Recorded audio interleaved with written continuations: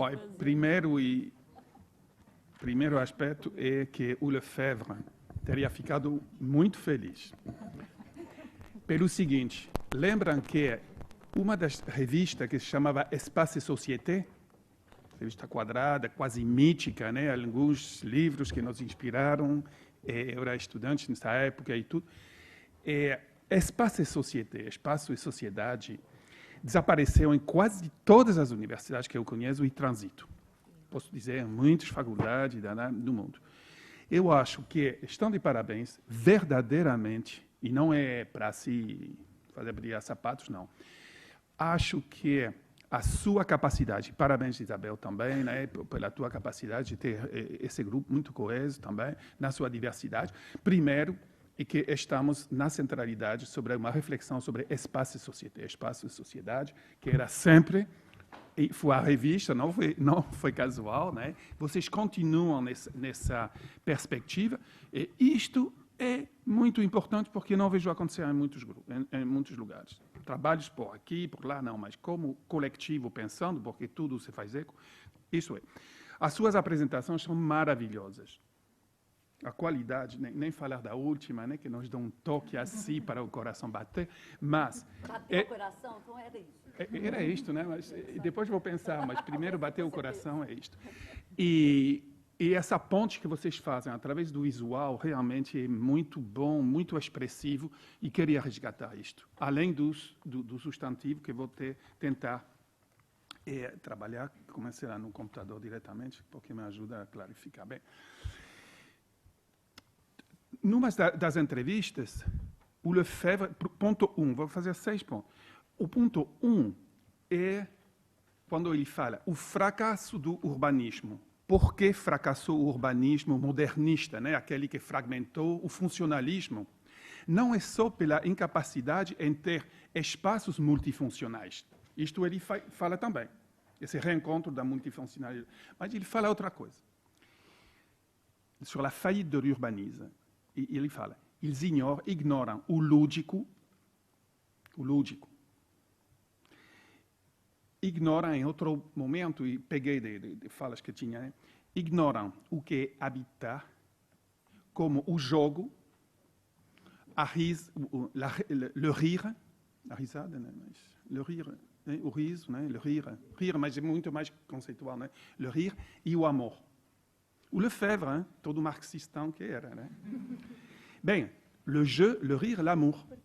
Bem, não é pouca coisa. E o que vocês estão reapropriando, né? com muita, às vezes, feminidade, às vezes com sensível, às vezes com isso. É isso que ele fala.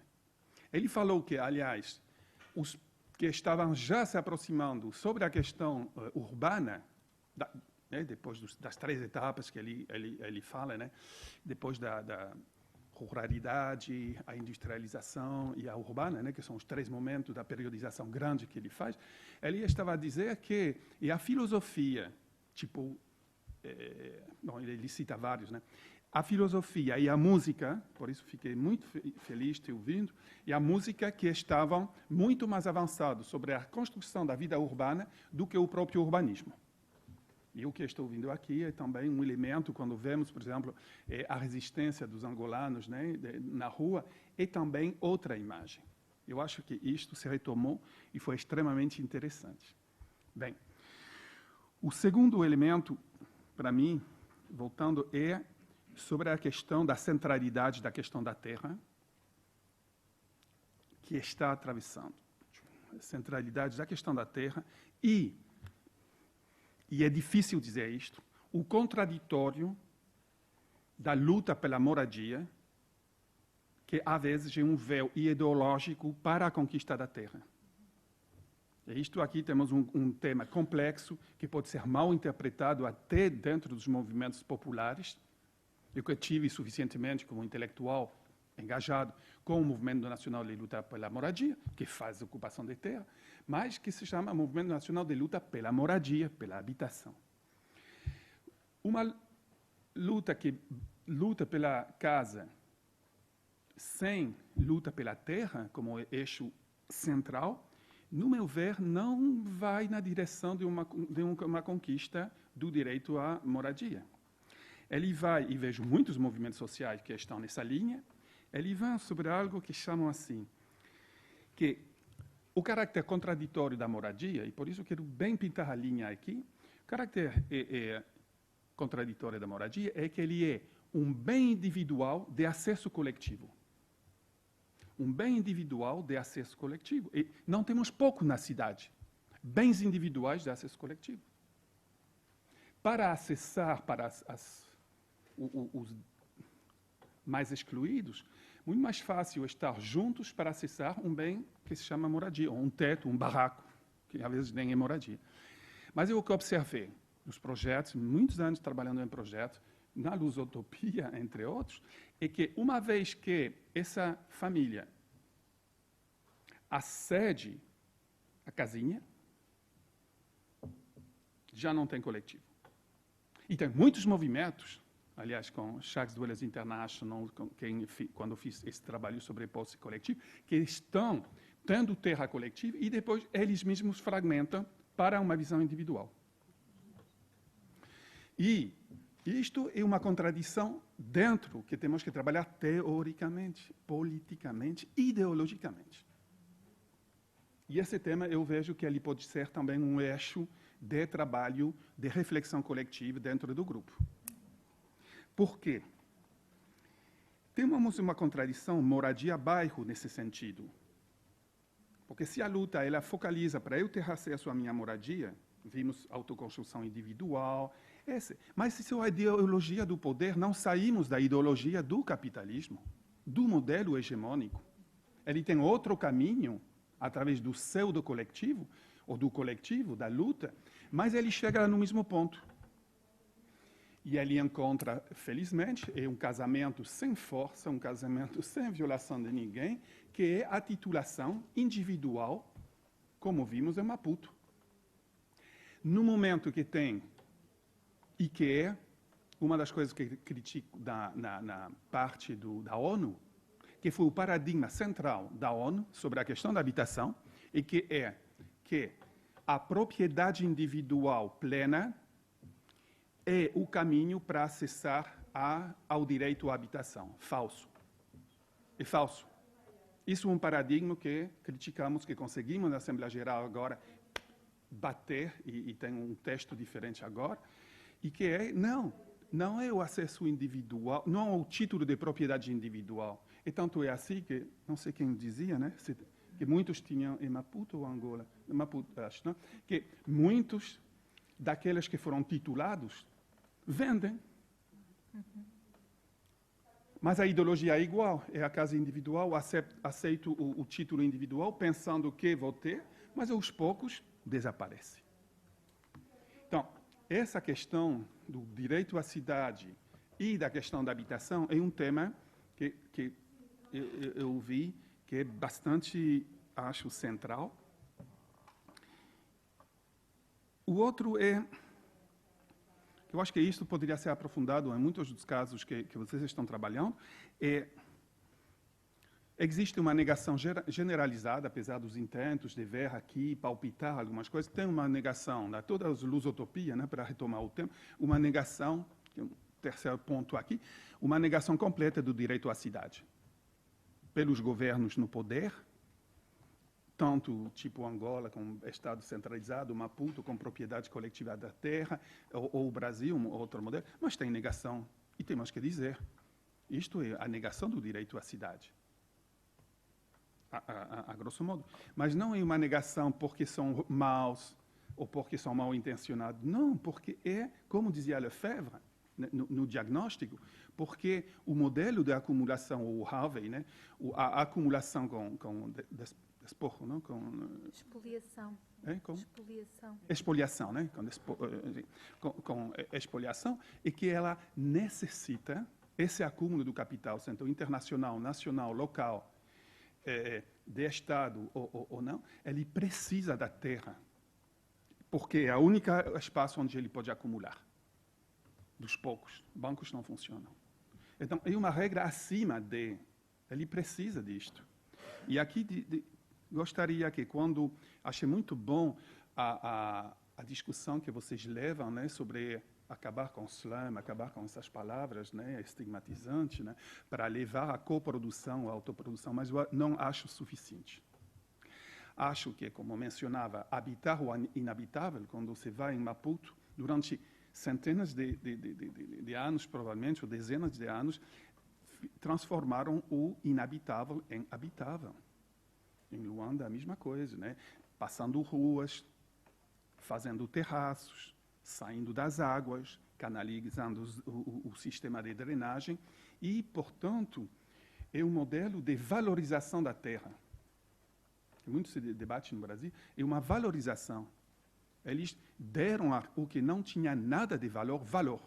E uma vez que está bem quente a papa, né, que o pão está pronto, vai ter, pelas classes médias, ou por interesses de uma rua, de um mall ou outro, uma acumulação dessa renda, dessa valorização pelo povo, que não está considerada nos sistemas de realojamento, reassentamentos.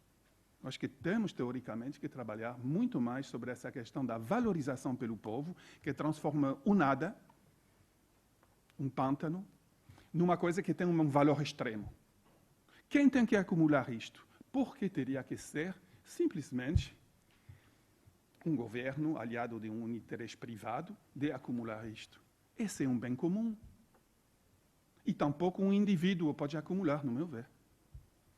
Por quê? Porque foi esforço coletivo.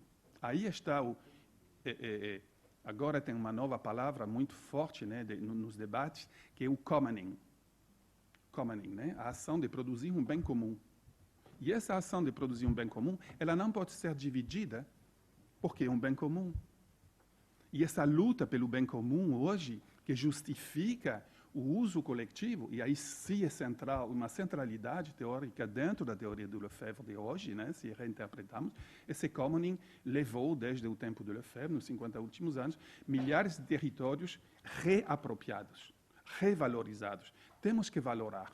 Eu convido vocês, em cada um da sua cidade, a nos dizer quanto valia quando as pessoas começaram lá em Maputo, cidade que conheço, então posso ver como era antes, como transformaram, e quem acumula esse valor. Esse valor é central, porque é esse valor que quer o capital e que precisa, uma vez que se transformou do inabitável em habitável. Outro... Espera aí, já estou quase terminando.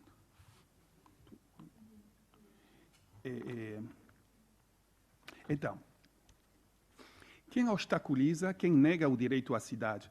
Efetivamente, é exatamente o que falava o Lefebvre, né, que é uma aliança entre o poder administrativo e político ao serviço do mercado, nada novo nisto. Mas eu gostaria de frisar outro ponto, que foi muito claro em vários desses elementos e que vemos muito nas lutas contra os despejos. É a função do planejamento. Os técnicos de planejamento, aqueles planos de pormenor, quer dizer, quando vocês nos falam da Constituição e como isto não vai funcionar, vai na Zimbábue a mesma coisa. É que a lei de pormenor vai fazer um bairro e vai ser em nome do higiene, os velhos temas de sempre. Do tema de uma zona de risco, é uma zona, sempre tem uma razão urbanística que vai fazer que, foi maravilhoso, né, quando vocês mostraram a cova, como é a outra? A primeira cova? Cova do Vapor. Cova do Vapor, tinha aquele assentamento e ao lado uma magnífica casa branca, que vocês não mencionaram. Mas eu vi isto é o mesmo bairro, a mesma exposição, os mesmos ambientes, mas um não vai ser tocado e outro sim. Então, tem hoje um papel nefasto do planejamento em muitas das cidades, em muitos de nós. Porque a argumentação para os despejos, para a transformação da cidade, além da lógica do capital e política, que não está dentro do Lefebvre, sobre essa negação do direito à cidade, é sobre o planejamento, sobre as leis que fazem que estavam dizendo, num dos casos, né, que lá na Cova do Vapor, não estão no bom lugar, por essa razão, por esse plano. Diabos, temos que mudar isto. E por isto, o que estava vendo, que não está nas declarações, mas que está nos Estados Unidos, é o controle das políticas e a formulação das políticas. Então, esse tema, para mim, também tensiona dentro da reflexão sobre o direito à cidade, sobre a luta local, mas, ao mesmo tempo, ser capazes de contribuir para planejamento que sejam facilitadores da conquista do direito à cidade para aqueles que estão. Termino com um sexto ponto: como reverter. E, ouvindo vocês, acho que primeiro mostrar o que existe de positivo. E vou retomar o tema de Luanda, porque muita da pesquisa diagnostica, mostra a transformação e tem que ser feito. Mas temos uma função social, desde a universidade, no meu ver, que é demonstrar, por exemplo, tu não mencionou o Munga, né? Nesse caso é SOS Habitat, mas o Munga também eu do SOS Habitat ou Munga, mas se vocês poderiam equilibrar as apresentações para mostrar, para até nos dar esperança, que o Munga, conhecendo o papel de Munga, pode ser não nesse bairro, mas esse trabalho, desde os movimentos, desde a alternativa, é essencial para mostrar que tem uma esperança. Porque senão, que posso concluir? Não tenho conclusão possível. Por isso foi bom terminar assim com um toquezinho do Brasil. Mas, em cada lugar, tem resistência, tem transformação. Temos que ver. Se não vemos, não podemos ir a um passo a mais. Para mim, essa visibilidade da construção é importante. E essa outra cidade possível que estou documentando, né, é exatamente para dizer, eu paro. Já não faço pesquisa, só estou mostrando coisas que funcionam abaixo do radar. Então, foi uma decisão política que estou tomando. E, aliás, aqueles que querem o livro é copyleft, não é copyright. Né? Cópia deixada, não insisto. Me posiciono, por favor, é copyleft. Portanto, é acesso de graça. Podem copiar, é Creative Commons, é contribuição coletiva. Aqueles que estão interessados em receber, é só me dizer, deixem um mail, vou fazer uma circular para todos, para o livro. Então, primeiro, visibilizar as alternativas, que eu acho central. Papel da universidade. Entender para transformar, mas se não vemos o elemento da transformação, quem será a transformação? Eu acho que isso pecou um pouco nas apresentações. Estava aqui, mas visibilizem, porque senão não vamos falar do direito à cidade, nunca. Visibilizar as alternativas que funcionam e também mostrando as articulações, que eu acho que é também o que pode se fazer, com os governos locais. E as alianças, movimentos de governos locais estão dando em vários lugares, certo? Como vamos reconstruir um poder que permita o acesso ao direito à cidade? Não acho que seja nos governos centrais ou quebrados ou em expansão. Eu acho que vai ser por alianças com alguns territórios nos quais tem governos locais um pouco mais fortes, né? E o terceiro é acreditar na educação popular, no que são os direitos, acreditar na educação popular. Temos um papel até de função social, também de ser educadores populares, de mostrar coisas que funcionam em outros países, e isso também, eu acho que é um projeto de Lusotopia, de mostrar como foi a luta do Brasil, para mostrar é possível, de mostrar uma pequena conquista que acontece, é possível. E essa é a educação popular sobre os direitos, sobre os direitos à cidade. Mas quem pode fazer se não somos nós, desde a academia, desde intelectuais compromissados, e ter convencimento que sem uma educação diferente, fora da escola e sim na vida cotidiana, não vai ter nada. Então, para mim, essa aliança entre governos locais, mostrar alternativas e o nosso papel central de educação popular e de difusão faz parte desse trabalho, e temos muitos elementos aqui nessa mesa que foram apresentados, né, que para mim são elementos que poderiam ser divulgados precisamente reconquistando o território da Lusotopia. Obrigado.